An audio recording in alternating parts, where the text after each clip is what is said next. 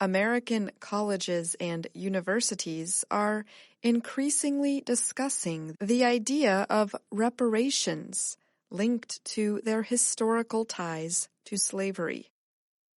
Until now, schools have created monuments, changed building names, and issued public apologies, instead of providing money. But Georgetown University in Washington, D.C., and 2 other colleges recently announced financial commitments to people whose ancestors were slaves. The year 2019 marks the 400th anniversary of the arrival of the first slave in what is now the American state of Virginia. The United States has been discussing reparations since slavery officially ended in 1865. But there is increasing attention to the slave economy wealth of American colleges and universities. Jeffrey Clinton is a student at the University of Buffalo in New York.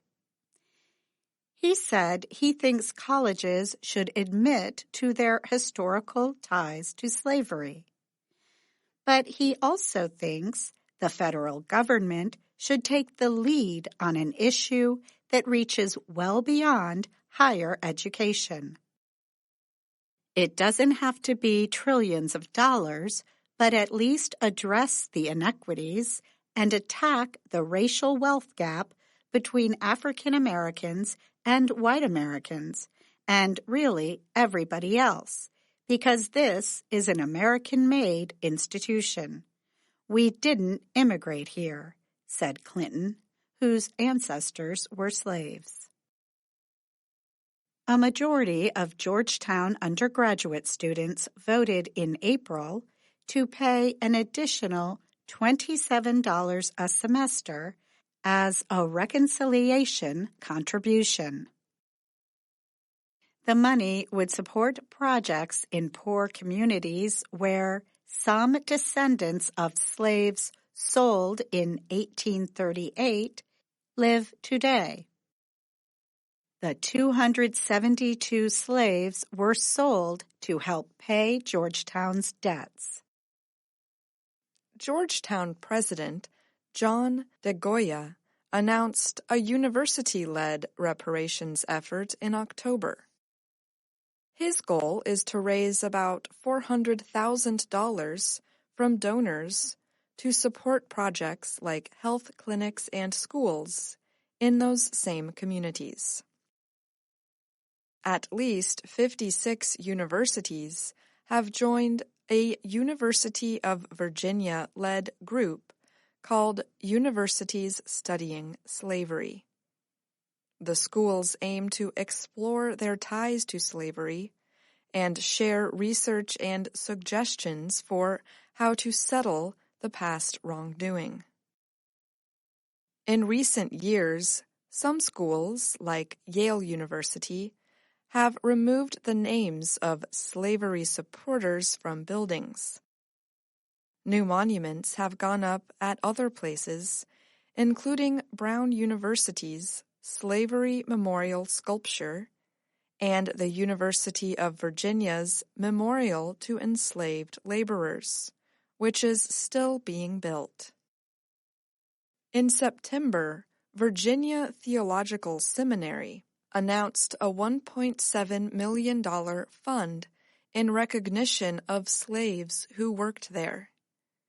It said the money would be used to support African American clergy in the Episcopal Church and programs that promote justice and inclusion.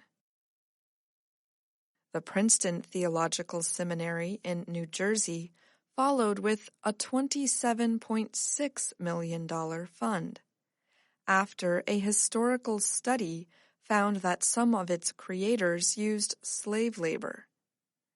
Its president, M. Craig Barnes, said the seminary would not avoid addressing difficult truths about its history.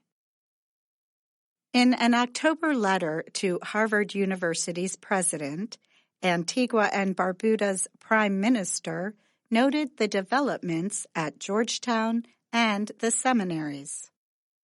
Gaston Brown asked the school to consider how it could amend for the oppression of Antiguan slaves by a slave owner whose gift supported a law professorship in 1815.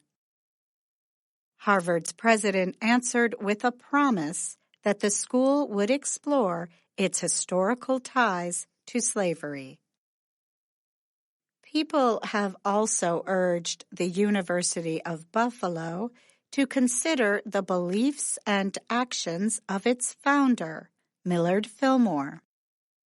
As America's 13th president, Fillmore signed the Fugitive Slave Act to help slave owners reclaim escaped slaves. Students at the University of Buffalo have not officially raised the idea of reparations, a school spokesman told the Associated Press. But students did lead a discussion on the issue as part of Black Solidarity Week last month. Few Americans support reparations. A recent public opinion study showed that only 29% of those questioned said the government should pay reparations to descendants of enslaved Black people. University of Buffalo Associate Professor Keith Griffler specializes in African and African American studies. He said he sees the beginning of a movement at schools of higher learning. Griffler said, "The conversations, just acknowledging these kinds of things, I think would go a long way toward making students feel that at least their voices are being heard." I'm Katie Weaver. And I'm Ashley Thompson.